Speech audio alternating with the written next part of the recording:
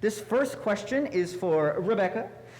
Studio 666 is such a hilarious, great idea. I mean, a movie with Foo Fighters and supernatural forces, that is awesome. I just have to ask how this idea came to be and what was your process writing the film? Well, the idea itself came out of Dave Grohl's head, so you can thank him for that. The Foo Fighters are recording their 10th album in a home in Encino, actually the house in the film. And Dave and the boys decided that the place was creepy and haunted, and he just wanted to make a movie out of it. So it's a very not sexy story. He called his agent, his theatrical agent at William Morris, and then we got the call to be brought in to pitch among other writers. And it was a big coincidence for me because I had actually gone on tour with the band in 2005. My very, very good friend is a drummer, a rock drummer, and she was in the band Eagles of Death Metal at the time, and so they were opening for the Foo Fighters doing a UK tour, and so I actually knew the band. So the big question driving up to pitch Dave on the day that we were gonna go meet him for the first time for the movie was, is Dave gonna remember me? And he did, and he was like, oh, I didn't know you were a writer, and I was like, yeah.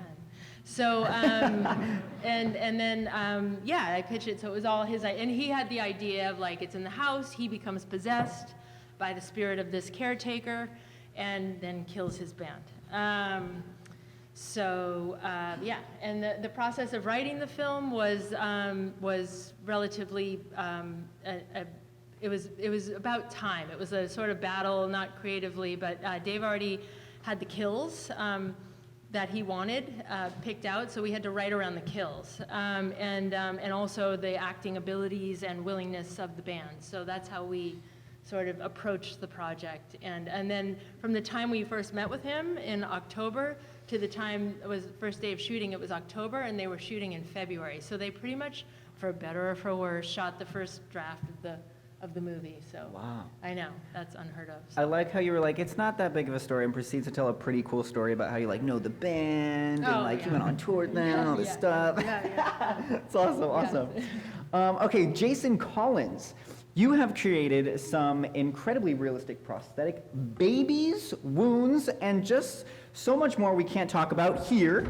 What got you interested in special effects, and what has been your favorite piece that you've made thus far? Also, for the record, before you answer, I've seen pictures of these babies and videos of these babies. Oh, yeah. They're very realistic and kind of creepy in a good way. Well, the babies are great because, that's what you call lunch money, really. That's what keeps the doors open and everything. And, everybody needs an animatronic baby for a show, especially during the time of COVID. So those are great. And we have about 10 of them, which is fantastic. But, I've been lucky. I started my company around 2005.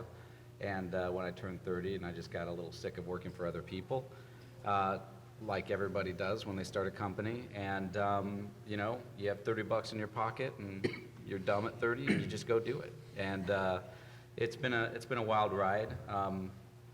Until then, we've done shows like The Maze Runner. We just wrapped up a season of Westworld, the 4th season of Westworld, the 3rd season of the Orville. So we're doing a lot of we're doing a lot of sci-fi and a lot of creating and designing for creatures, aliens, all that kind of thing. But it's been a great adventure so far. What got me interested in makeup effects, like everybody, like all of you, what you guys are interested in is just sort of fantastical storytelling. Things that get your imagination wandering and walking and going. And when I was young, I did a lot of magic, and then I found a magic book when I was 12 in a makeup. Found a makeup book in a magic store when I was 12, and I said, "Oh, well, I can do magic on people's faces. That's pretty cool." And that started the flame, and that was it.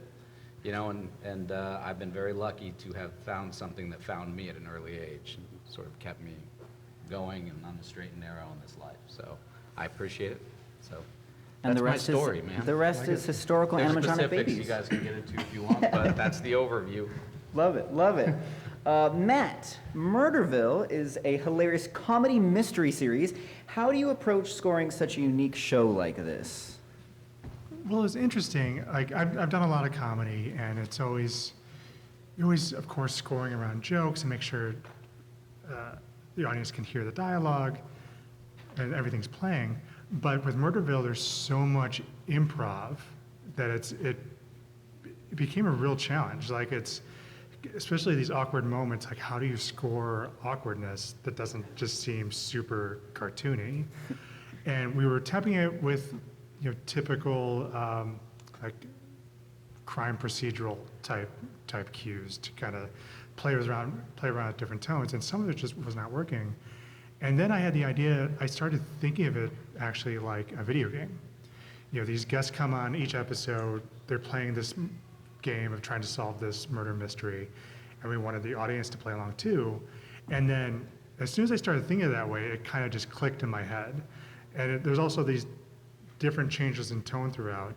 And those spots that really weren't working with like traditional type cues, I would go, okay, if I was playing this on my PlayStation or whatever, what would the score be? I go, oh, this cue is just a nice like tension loop that would, if you're playing a game, that's what would play. And that actually just solved a lot of issues. Like there's a scene in the first episode with Conan O'Brien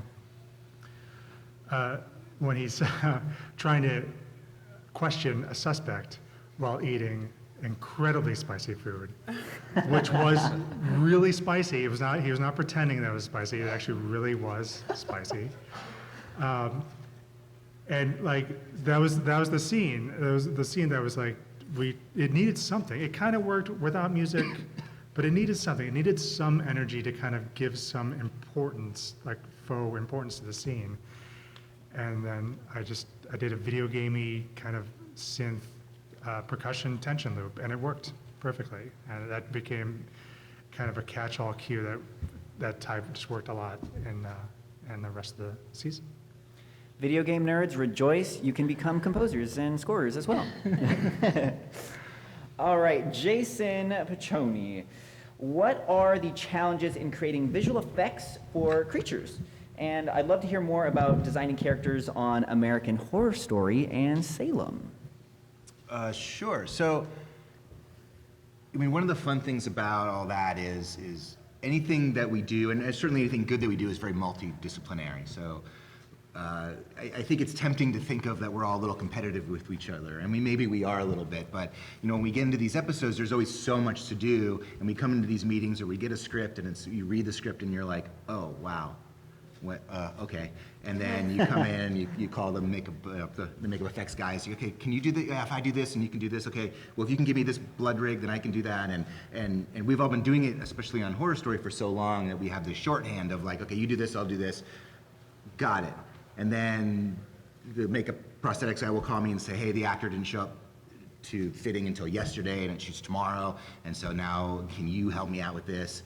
And so to me, that's kind of rewarding. Like we all became really good friends doing that. Generally, what I found at least, Jason, you might weigh in on this. What has happened a lot and is a really good formula is we'll get and it can be like a big monster gag, like, hey, we got to put a second head on somebody, or even something as simple as we have a knife to the throat or a little extra blood. Is the prosthetics department will still design that prop or that application, even if we can't use it on set, which could be a number of reasons, including, hey, we're running late and it's an hour-and-a-half makeup job and we just don't have an hour-and-a-half. How many times have you heard that? So they will often even make the application and not ever use it, and then we'll go in, we'll scan it, and we'll apply the practically built makeup application in post. And that's actually worked really well. It's funny how people make decisions in the approval process, and some showrunners can look at things that are illustrations and some can't, and so it's always kind of fun to have an actual, and look, I mean, building something that's bloody and fun and can explode is cool. So we can actually sit there and build it, and like when we did Twisty, the clown in American Horror Story, we built a full maquette of that, and Jason Hamer built that, I think. Yeah. And then we came in, we scanned it, and then it was like, okay, the jaw's a little thing, but we had this fully built, realized thing that is now on somebody's shelf. that I'm not sure if I answered your question. I forgot the question. You're answering it. You're doing a great job. Let's see. Designing characters on American Horror Story and Salem, and challenges in creating visual effects for creatures. I think you did that. Okay. What do you think? Do you have anything else you want to say? Is that good?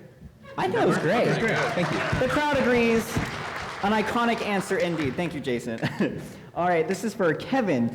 You've had a hand in designing what the powers look like on Agents of S.H.I.E.L.D. Can you tell us about the design process and how it comes to life on screen while I geek out over here on this side of the stage?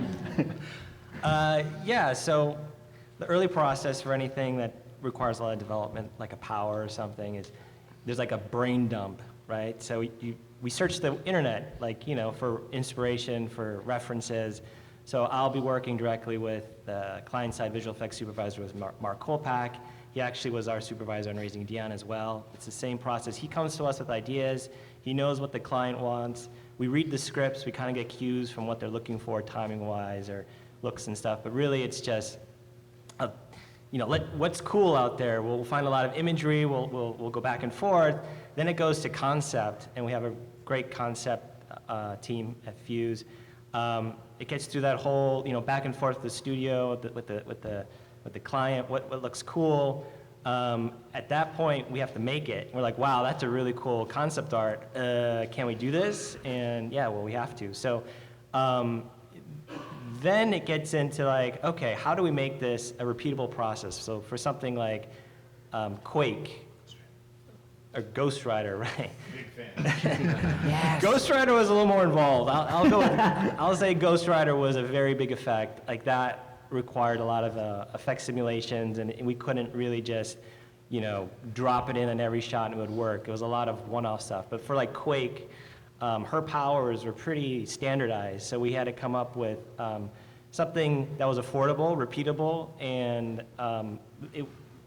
there's a lot of disciplines in visual effects, so I'll just say that there's a 2D side, the compositing side. I've come up through compositing. So we made this tool that was working just inside Nuke, which is our compositing software. And the artist could control direction and shoot these like toruses and all this stuff out. So that's an example of like how you kind of keep the scale on a cost basis that's you could do over and over and over again. But Ghost Rider was crazy expensive. A god of It looked superpowers. great, actually. You're like a god of superpowers. You like create them. I've done a few of them, yeah. That's pretty cool. That's pretty cool. I'm not geeking out at all. Okay, so this question is for both Jasons and Kevin. Jason as a special effects makeup effects designer, and Jason and Kevin as VFX supervisors. We touched on this a little earlier. How do your teams usually work together for horror or fantastical events, and how do your teams usually decide what's prosthetics versus what's effects? Well, I think it always starts with the concept, of what we think is practical and what we think we can get away with.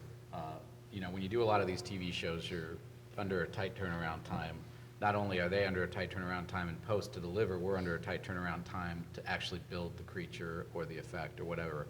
So I think what we generally do is when we read the script, we break it down, and we'll offer up, because we're fans of doing the best job we possibly can, we'll offer up, like, this should be CG, or this should be practical, or this should be a hybrid of both, and then start the conversation rolling with production and the visual effects supervisor. We'll generally concept stuff out, working with the visual effects supervisor. I did a lot of that on Westworld because that is so involved, and audiences these days really require that. They're savvy, and it's not just the old guy in the suit running through the woods. People want something a little bit more intricate, a little bit more detailed, things that we can't always accomplish two-dimensionally.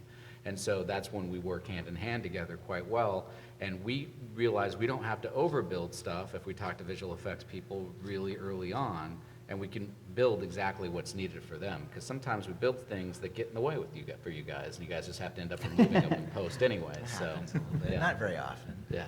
Yeah, I think, it's like a lot of the conversations are like, well, I can do this. Digital water is really expensive Yeah. in television. So it's like, hey, if you guys can do the water, I can do this. And Right. one other thing that's happened, I guess in the last 5 years, is just when we do a lot of blood, which we do occasionally on Horror Story, we've gone to more digital blood. It's mostly a creative decision.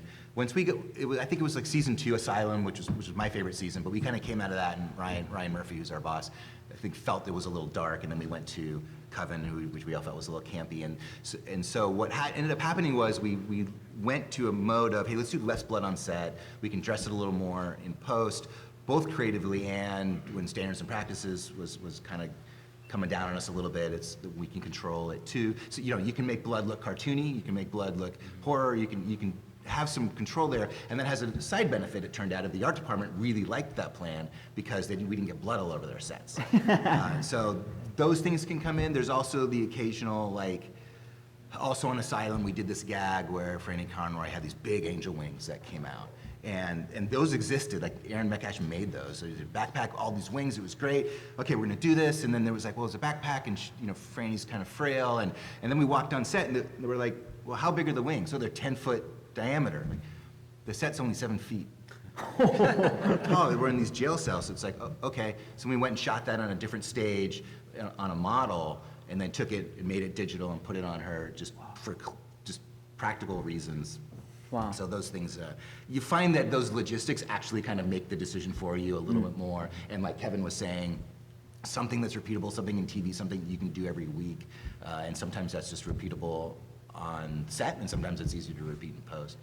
You want to to piggyback on what you were saying earlier about kind of having reference, yeah, so we get it, okay, I just finished up season 2, Raised by Wolves, and there was a character that had his head cut off, like an android guy, and yeah, we had the set, we had the prosthetic, and we scanned it, or it was scanned, and we basically took that scan, that raw scan, which was all from photographs and stuff, and we made a 3D thing, we put it on the character, because obviously you can't photograph a guy without a head, really. He's got this green sock on his head.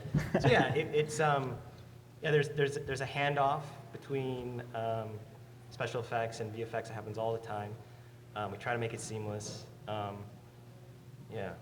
A lot of what we've been doing lately is what you said, which is we actually scan things in-house now, so we have a library of them. Take them and save them as models and everything, and if the effects wasn't able to do something on the day, we always have a backup of that. So it's been helpful, we found, actually, doing a bunch of that stuff just in-house before it goes to set, And it's been great to be able to bail out visual effects every once in a while when they're like, we didn't get a chance to, no, that thing's non-existent anymore, but we have this, and it's been helpful. Yeah, I think like photogrammetry, like exactly, everything is now getting scanned, it seems like we're getting full sets that are scanned, every character is getting scanned, which wasn't the norm. Yeah, the buildup of libraries has changed things too. Yeah. Like a couple years ago on Castle Rock, we were doing a flashback with Tim Robbins, like 20, 25 years, and everybody knows what Tim Robbins looks like because he's been around that long. And I sent a few texts, I'm like, does anybody have a live cast of Tim Robbins from like 20, 25 years ago? And I had one in 2 hours. Yeah, yeah, it's amazing. And so we were able, yeah, it's really cool. Yeah.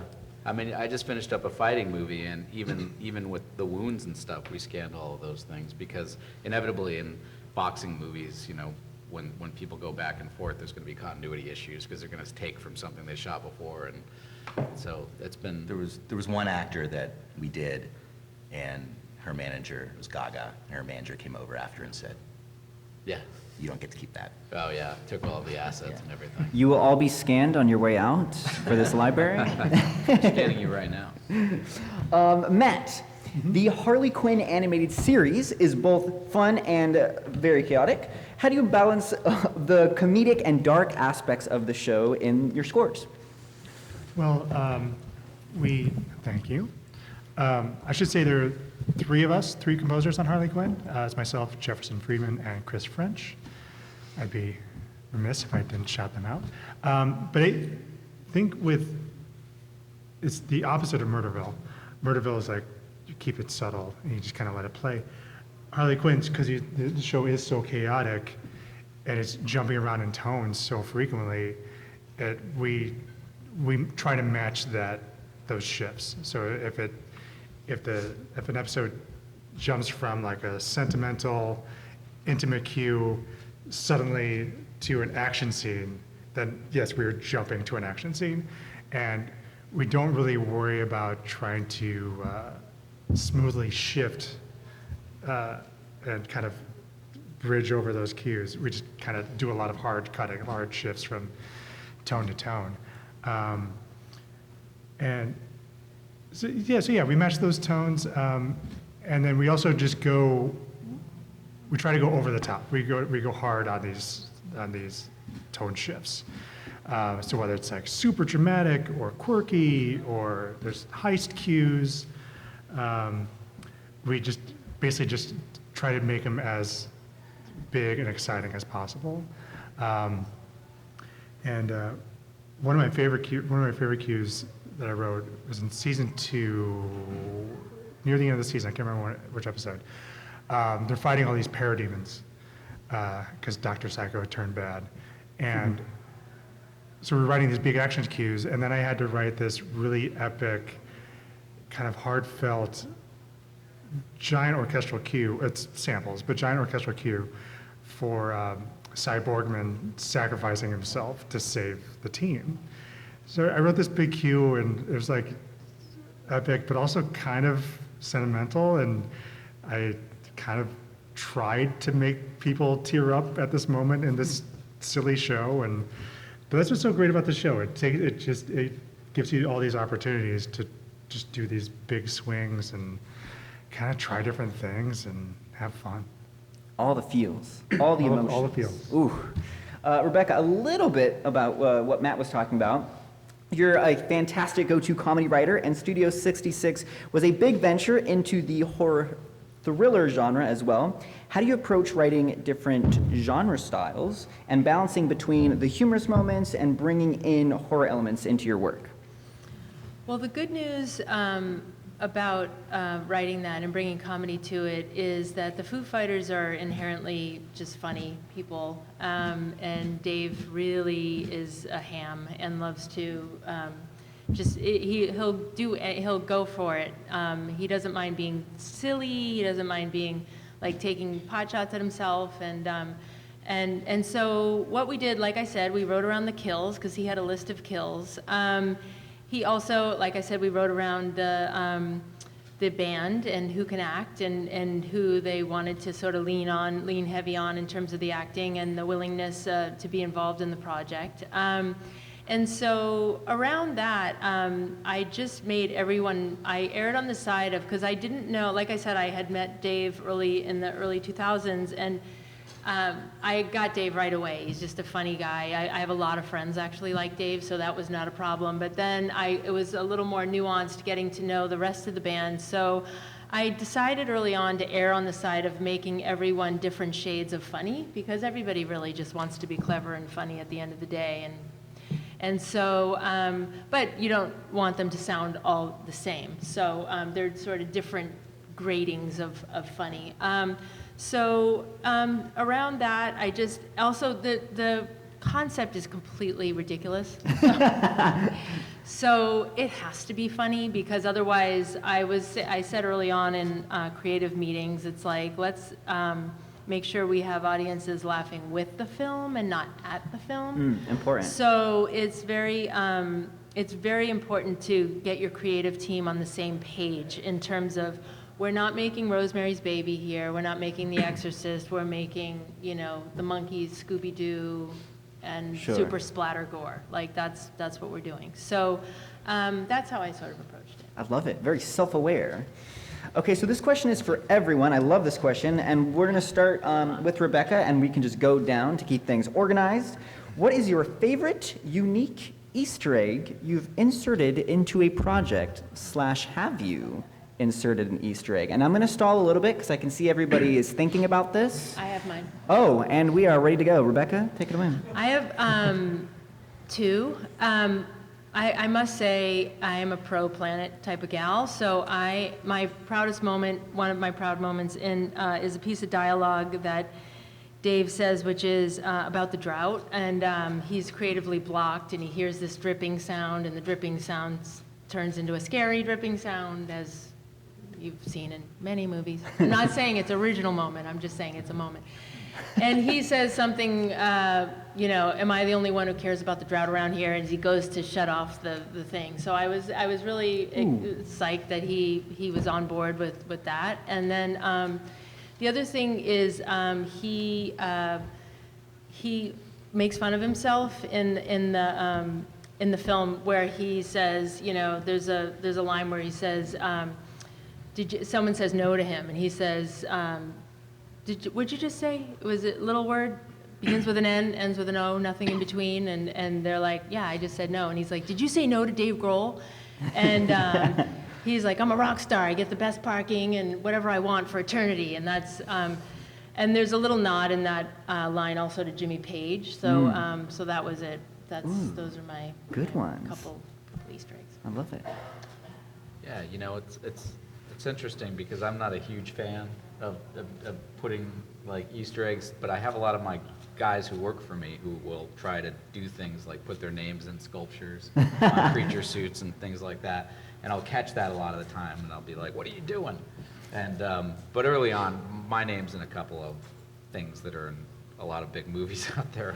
I'm the guy who stops it and timestamps. I'm like, I see his signature. Look right there. Zoom in. It's cool to do it when you don't have a company. It's not cool to do it when you do have a company. That's the rule of thumb, And so a lot of times, productions will put my name like on a tombstone or something, and I'll be like, I'll see it in the movie, and I'll be like, you son of I'm sorry, I'm not supposed to cut. Sorry, kids.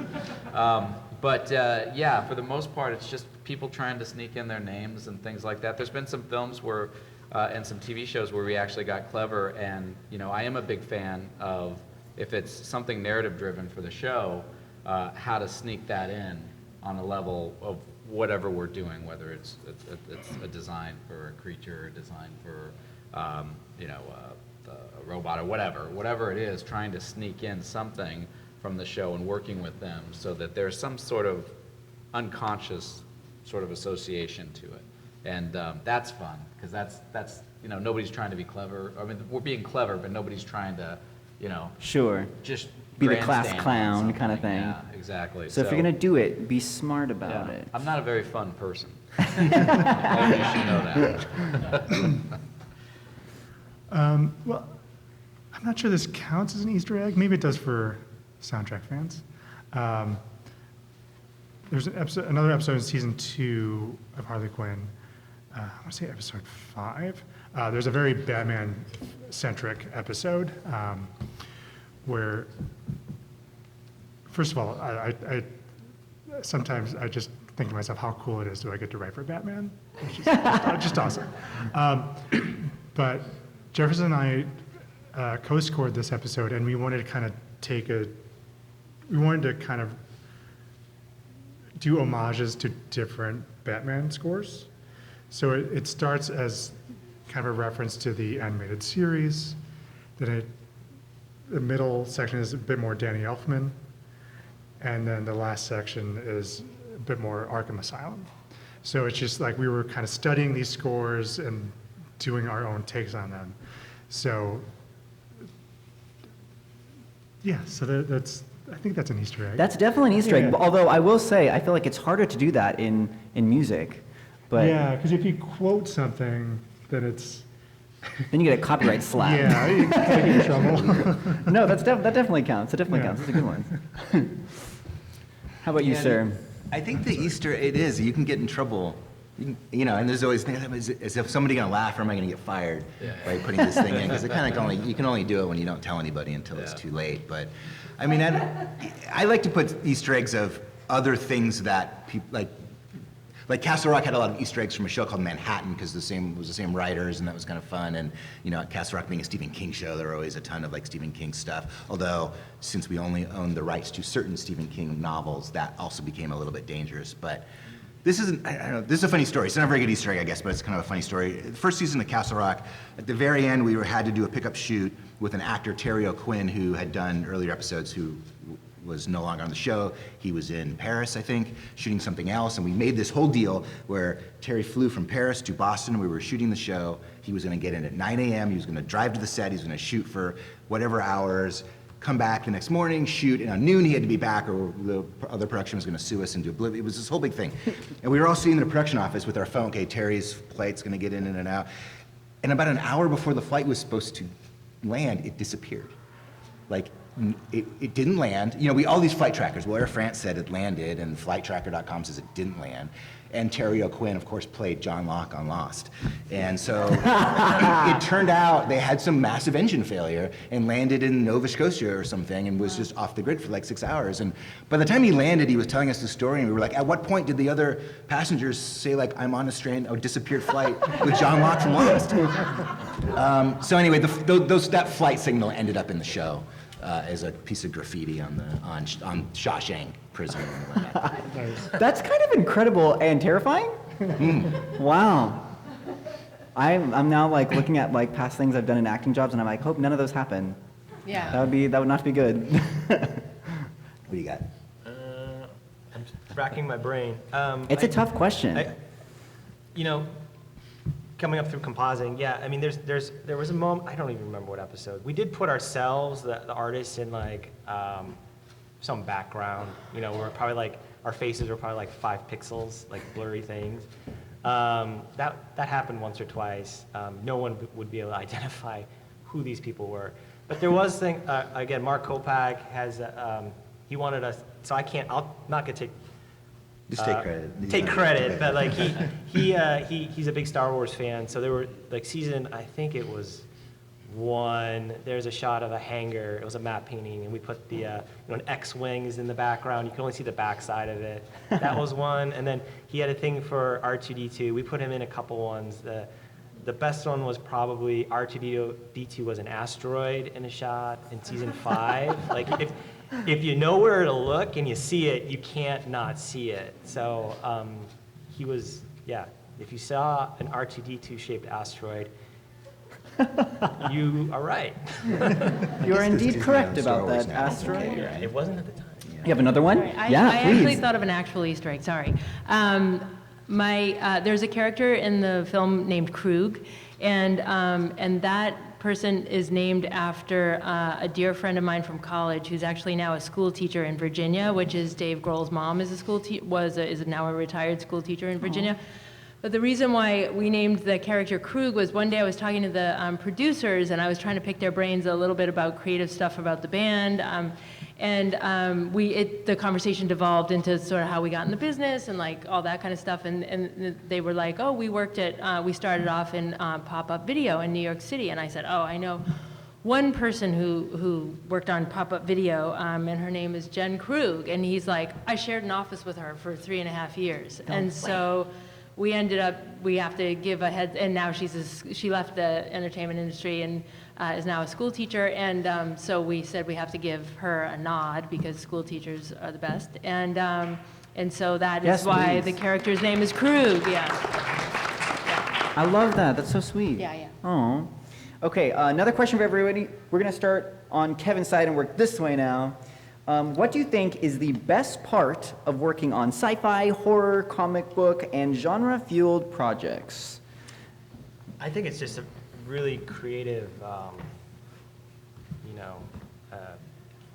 opportunity. It basically, I could speak more towards science fiction than the horror stuff because I've done a lot of that. But it's the world building. It's not being limited really by life or like the real world. Like I really enjoy coming up with different ways of a power. You know, it's like it's really hard to be original. So you have again you source a lot of like ideas and ways that people have done like a teleportation or whatever. And you try to put a twist on it, but I think it's just they're very creative. Very creative. Yeah, I love it. I get street cred with my kids. Hey, that is worth a lot. That is currency. It is, yeah. They'll talk to me. Yeah. I'm like, oh yeah, I worked with so-and-so and he played so. Oh, wow. Being loved by your kids. That is the best part. Unfortunately, kids should not watch Harley Quinn. My nephew keeps asking, he's like, should I watch the show? I'm like, no, you should not. Wait 10 more years. I guess for me, like, I grew up reading comics, and I still do. So it's like I just mentioned earlier, I just get a real kick out of working on a comic book show. And I kind of nerd out a little bit, like, oh, there's this character. Also, so silly. Every time I get to write a Q over the DC logo, I love it. I'm just like, this is awesome. This is great. It's pretty cool. Well, I mean, I guess, you know, the question was your favorite part, right? The question was, the favorite part about working in comic, Oh, got it. horror, Yeah. and book-fueled, comic book-fueled Well, I mean, projects. my favorite part is I'm still a fan. I mean, I'm a fan of horror, sci-fi, comic book. I mean, I'm still an avid reader, watcher. I'm always seeing what other people are doing, and the fact that I get to participate that with my own designs and have my own impression on things that people are going to get to see and watch all over the world has been really exciting and great, you know. And I think that the thing for me is that always sort of keeps me on my toes is the fans and the people that will call you out constantly when you design something or build something, especially something that has a lot of familiarity, a property that has a lot of familiarity with it. And that's the thing where you're always kind of like sweating it. You're always worried that you're going to sort of mess up the fan base on something. But it also keeps you frosty and sort of challenges you to bring what you want to bring to it. The trolls Something bring out the different. best. Yeah, exactly. Don't quote me. Yeah, so that's, and the fact that, you know, you get to be creative every day. I mean, who doesn't love that? You know, you get to go to work, you're not in a cubicle. I got a bunch of people that work with me that are as big a fan as I am, and when we get something that we're truly excited about or passionate about, like, you know, it's like arts and crafts room, you know, we're not sitting in a cubicle in front of a computer. We get to constantly be expressing ourselves. That's everything. There's the rigmarole of the day-to-day, you know, you gotta, you know, make this mold or do this, but, you know, at the end of the day, you know, you're not saving the world, man. You're just making cool stuff. I love it. What about you, Rebecca? Well, I consider being a writer a privilege, and I'm just very grateful that I have a brain that works in the way it does, and that I'm able to generate material that people are interested in. So, and my favorite part about writing comedy, and I'll just be specific to Studio 666, was the ability to sort of bend the rules in terms of we can get away with a lot in comedy. I mean, everything in the world has been done in horror, and so there's a lot of tropes, and so just sort of going with those tropes and being able to make them funny and make fun of it. It's like sort of the film sort of makes fun of itself. And so being able to bend those rules and like the fact that they even stay at the house, like when there's killings going on and stuff. And we hang that on, I'm not going to spoil, but we hang that on a concept that's just completely ridiculous, however, specific to the band, and you can be like, I'm going to go with it, because whatever, I paid, you know, $15 to get in this movie or whatever, so, but I mean, so that's really, that's what's really fun, is sort of being able to bend those rules and not have to be so strict. A lot of times in writing, there's a lot of logic, there's a lot of really thinking about like what would actually happen and stuff like that, and this was really freeing because we were able to sort of get beyond that. All right, this is a semi-important question, so I'm going to stall after I ask it as well. No pressure.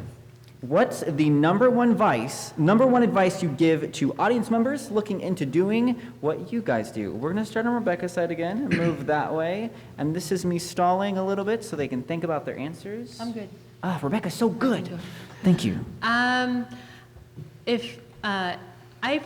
A lot of people come up to me and like say, oh, I'm not a writer, you know, I want to write and I write, but I'm not a writer. And my thought to that person is that if you sit down and write, whether you're getting paid or not, you are a writer. It's because it's a very painful, what's that sign? You're holding up a sign. We have 5 minutes left. Sorry. We're doing great. Okay, so I'll be quick. So if you're writing at all, you are a writer. And I would say just keep doing it and don't judge yourself for